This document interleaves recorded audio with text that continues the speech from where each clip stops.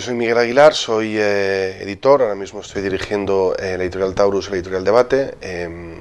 Estudié en Inglaterra Ciencias Políticas y por azares varios acabé trabajando en Tusquets, en Barcelona, donde dirigía una colección de ensayo que se llama Criterios y colaboraba en la colección de historia que se llamaba Tiempo de Memoria y en otra colección de ensayo que se llamaba Ensayo y en la de Ciencia, que era Metatemas. Me ocupaba un poco de todos los temas de no ficción. Y después, al cabo de unos años, me tomé un pequeño sabático y luego reaparecí ya en lo que entonces era Random House Mondadori, que ahora es Penguin Random House, ya trabajando en Debate. Es una estructura no algo familiar, totalmente familiar, es decir, Beatriz se encargaba de la parte editorial, Tony de la parte empresarial. Éramos unas 17 personas en Barcelona, más una pequeña oficina en Buenos Aires, que podrían ser, no sé, 5 o 6, y otros tantos en México, ¿no? Y la idea que siempre tenía Tony de que la otra pata era Colombia, para tener un poco el circuito latinoamericano bien asentado, pero que consideraba que ya le había pillado mayor y que le hubiera supuesto un esfuerzo excesivo, ¿no? Con muchísimo cariño y muchísima admiración hablaba siempre de Magín Tusquets, del padre de Esther Tusquets, el médico que compró Lumen a su hermano y se la regaló a sus hijos, a Esther y a Oscar, y que fue una figura clave en el desarrollo del primer Tusquets y en América también, ¿no? Entonces, pasar de una estructura tan reducida donde realmente todo era bastante artesanal, o sea, pues no había un departamento de marketing, las programaciones las cambiamos de una semana para otra. En una reunión en torno a una mesa se decidía prácticamente todo, ¿no? Cambiar de eso a un grupo como Random House Mondadori, que en ese momento era el segundo más grande y ahora está entre el primero y el segundo, según si hablamos de América o de España, claro, cambia muchísimo porque hay puestos que se especializan y se autonomizan, digamos, del editor, ¿no? Hay gente que lo ve como una pérdida de poder. Yo soy un poquito más optimista en ese sentido. Creo que la ventaja está en que en Tusquets las portadas las valoramos entre 4 o 5 que no teníamos ni idea de diseño y luego había un diseñador que las realizaba. Ahora tengo un equipo de diseñadores extraordinario que hace unas portadas maravillosas, que yo apenas tengo que comentar alguna cosa, bueno, si alguna me horroriza lo digo, pero creo que sin duda ese aumento de medios sí que significa que a veces una portada que yo quiero poner, ellos me la desmontan, pero creo que eso redunda en beneficio de los libros. Y en el caso del marketing, pues otro tanto, ¿no?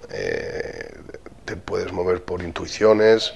Un editor inevitablemente tiene la cabeza en 1000 sitios, porque es desde las entregas de las traducciones, las nuevas propuestas de libros que te llegan, el trato con los autores, los departamentos internos, etcétera.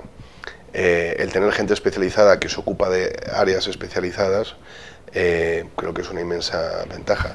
Sí es cierto que el editor tiene que coordinar todo eso y tiene que liderarlo. Las limitaciones económicas nos afectan a todos. A menos que tengas una gran fortuna y que te dé lo mismo perder todo el dinero que sea, necesitas vender libros y que los libros sean en su medida éxitos comerciales. Si no vendes libros, acabas cerrando. Lo que ocurre es que el pequeño editor, el editor independiente, decide cuánto dinero quiere extraer de los libros y cuánto es suficiente. La parte creativa y la parte empresarial están unidas en la misma persona, ¿no? En un gran grupo no, en un gran grupo hay una parte empresarial que determina unos objetivos y luego la parte creativa que intenta llegar a ellos. No tiene por qué ser un problema. Aquí, por ejemplo, creo que está bastante reconocida y respetada la idiosincrasia de los sellos más literarios y tenemos unos objetivos comerciales pues bastante razonables. Pero sí es verdad que se produce una pequeña tensión entre esos dos polos, ¿no? El libro como bien de uso y el libro como bien de cambio, entre a cuánta gente, o sea, cuánto dinero puedes generar y el valor cultural de esos libros, cuando eso lo deciden personas distintas. Pero salvando eso, yo creo que no es tan distinto, solo que yo hago mi trabajo con muchos más medios de los que lo hace un editor más pequeño. En cuanto al siglo XXI, yo creo que la función del editor no va a ser muy distinta, pero en cuanto a la tarea, el día a día, digamos, ¿no? Pero sí que me parece que la competencia por el tiempo de ocio, por qué hace la gente en su tiempo libre, va a ser cada vez más dura, ¿no? Porque la aparición de las redes sociales, la aparición de la televisión a la carta, o sea, hay miles de posibles distracciones que antes no existían, ¿no? Con una facilidad tremenda. Con lo cual el papel de la lectura y de los libros en cualquier soporte, ya sean libro físico, audiolibro, libro digital, cualquier soporte que queramos, va a haber que hacer un esfuerzo suplementario por defender ese espacio de generación y difusión de ideas que creo que es la edición, ¿no? Debate, que estamos cumpliendo ahora 40 años, estamos de aniversario, ha tenido una historia un poco azarosa, ¿no? Debate lo funda Ángel Lucía, con Paco Pavón y un tercero que desgraciadamente no recuerdo el nombre ahora mismo, en el año 77 en Madrid, un poco fruto de las inquietudes de ese momento. Nieves Ángel es un tipo muy inquieto que había montado un colegio, había montado una revista, tal, y una editorial pues entraba dentro de ese campo de iniciativas culturales que le estimulaban, ¿no? Era una editorial que creo que en ese, o sea, la continuidad del debate actual respecto a ese, creo que es un poco en la, y entiéndeme que esto lo digo con una virtud, en la falta de coherencia del catálogo. Es decir, Ángel publicaba aquellas cosas que le interesaban, entonces publicó muchas cosas él estudió psicología y empresas, creo, publicó muchas cosas de psicología, muchas cosas de psicopedagogía. Tenía una colección feminista que fue de las primeras que hubo en España, Tribuna Feminista. No publicaba novela y de repente un día era muy amigo de Rosa Montero y le pidió a Rosa Montero un ensayo sobre la situación de la mujer en España, y Rosa Montero apareció con una novela, que era la primera novela de Rosa Montero, que fue el primer gran éxito de la editorial. En el año 93 se ve obligado a vender porque estaba un poco ahogado por estaba el tipo de interés estaba al 17%, o sea, era toda una situación económica bastante dura, y como había colaborado bastante con Círculo de Lectores y conocía a la gente de Círculo, aunque en un primer momento se lo iba a vender a Santillana, la gente de Círculo dice que no se preocupe, que es lo que lo compra Bertelsmann. Y efectivamente lo compra Bertelsmann y él pasa a ocuparse de grandes proyectos del grupo.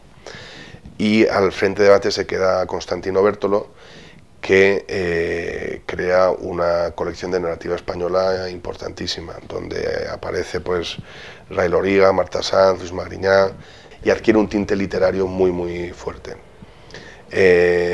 Pero pasan los años y en el 2002 o 2003 se produce la fusión entre Grijalbo Mondadori y Plaza Janés, parte donde estaba Debate. En ese momento se hace una redistribución de los huecos editoriales, digamos, para que no hubiera solapamiento entre sellos, y Debate se queda con la parte de no ficción más alta, ¿no? De alta divulgación, no ficción de calidad, como quieras llamarlo. Constantino pasa a hacer Caballo de Troya, que era un poco el espíritu de guerrilla independiente dentro de un gran grupo, y Debate lo pasa a llevar Cristóbal Pera, que era quien llevaba las colecciones de ensayo de Grijalbo Mondadori, y se convierte en un sello exclusivamente de no ficción. Claro, eso hace que en cuanto a reediciones y continuidad, pues toda la parte de ficción se perdiera, ¿no? O pasara a otros sellos del grupo o se dejara de publicar. Al poco tiempo Cristóbal se va a México como director editorial del grupo en México, y entonces entro yo a dirigir el sello. En cuanto a mi función,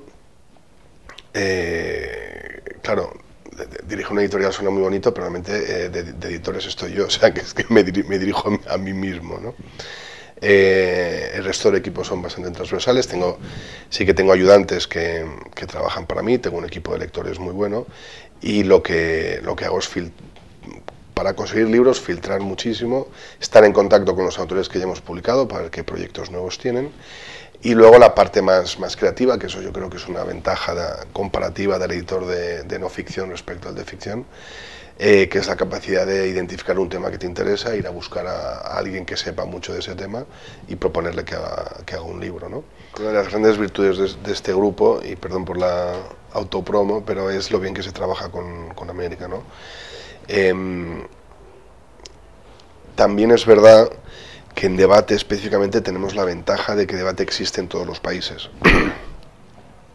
y que existe además con autores locales que le dan tanto prestigio como presencia, ¿no? Tenemos reuniones, conferencias telefónicas bimensuales, donde participan los editores del sello de cada grupo, donde compartimos un poco los proyectos que están saliendo, la situación del mercado, qué cosas funcionan, qué cosas no. En cuanto a las contrataciones internacionales, el país que las lidera es España, es decir, yo contrato libros internacionales para todos los países, excepto si es, pues no sé, si es un libro sobre el tango, pues se lo mando a mis colegas argentinos para que lo valoren ellos, ¿no? Si es un libro sobre el narco en la frontera entre Colombia y Venezuela, pues se lo mando a mis colegas colombianos. Pero en principio las contrataciones internacionales las hacemos desde España. Lo que intentamos es involucrarles a ellos sobre todo anticipos muy fuertes donde nos conviene que ellos aporten dinero, les involucramos en la decisión, es decir, no hacemos un reparto exclusivamente del dinero, sino que compartimos pues un poco la temática, el libro, la importancia que le vemos, para que sean esas decisiones colegiadas y no imposiciones desde aquí. Y lo mismo con su plan de publicaciones local. Los libros de nuestro programa que incluyen son los que ellos quieren. Nosotros no, hombre, evidentemente con algunos títulos sí que les insistimos o les explicamos que son más importantes o menos, pero los que conocen su mercado son ellos. Hay una tensión entre mantener la unidad de mercado y romperla. Los agentes prefieren romperla porque prefieren vendérselo a 4 países distintos y garantizar que el libro circule en esos 4 países, que vendérselo a un editor en España y que luego el libro no viaje, ¿no? Yo creo en la unidad de mercado, creo que es muy importante que eso sea así, por los costes de traducción, en fin, por economías de escala, por mil cuestiones, pero entiendo también que lo que no es justo es comprar un libro para todo el territorio de la lengua y luego que esa promesa no se actúe sobre ella, ¿no?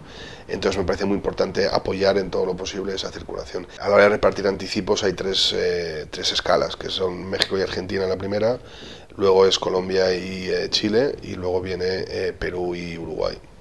Perú, Uruguay y Estados Unidos, si me apuras, ¿no? Esos son los países donde nosotros tenemos casa y operamos directamente. En el resto de los países operamos con distribución, bien a librerías, bien a subdistribuidores, ¿no? Es un mercado difícil porque la compra bibliotecaria es muy importante, por ejemplo, pero eso es un trabajo muy distinto al habitual.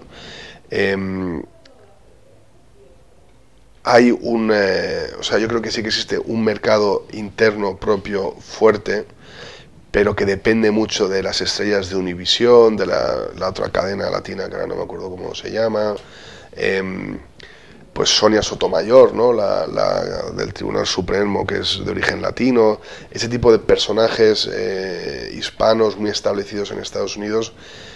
Aquellos libros que publican sí que funcionan y sí que tienen un eco, ¿no? Pero libros publicados en español fuera de Estados Unidos tienen un recorrido más limitado, ¿no? Sí que compartimos mejores prácticas, sí que compartimos pues, sistemas informáticos, ese tipo de cosas, pero luego las grandes áreas idiomáticas, o sea, alemán, inglés, incluso si me apuras, alemán, Estados Unidos, Reino Unido y España, cada una son muy, muy locales. Los contratos de edición son por área lingüística, con lo cual no hacemos, alguna vez hemos hecho contrataciones conjuntas, pero no es ni mucho menos una política establecida. Los libreros ahora mismo son una maravilla en cuanto a las iniciativas que tienen, las cosas que proponen, los clubs de lectura, los ciclos de debates, están abiertos a cualquier experimento que les quieras proponer.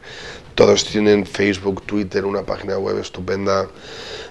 Entonces, aunque lo han pasado muy mal, yo creo que han establecido suficientes vías de llegar a más lectores como para garantizarse una mejor etapa, ¿no? Hay libros que se han convertido en éxito gracias a los libreros, no gracias a las grandes cadenas de distribución, sino a los libreros, porque basta con que 6 o 7 libreros se enamoren de un libro, lo empiecen a recomendar y el boca a oreja funciona. Es decir, el boca a oreja no es un mito, el boca a oreja funciona y en los libros funciona más. Y para editoriales pequeñas o medianas que con ventas, no sé, de 2.000 o 3.000 ejemplares ya de un libro ya logran prácticamente hacer el presupuesto de un año, el papel, o sea, la diferencia que puede suponer el apoyo de los libreros es sustancial, ¿no? Es la diferencia entre aguantar abiertas un año más o tener que cerrar. Hay 2 libros que realmente hacen una diferencia, ¿no? Que es la publicación de Gomorra, que es cuando por primera vez yo publico un libro que vende más de 100.000 ejemplares. Y entonces te das cuenta que estar en un gran grupo tiene eso, ¿no? Que si hay la oportunidad de vender mucho un libro, esa oportunidad se explota al máximo.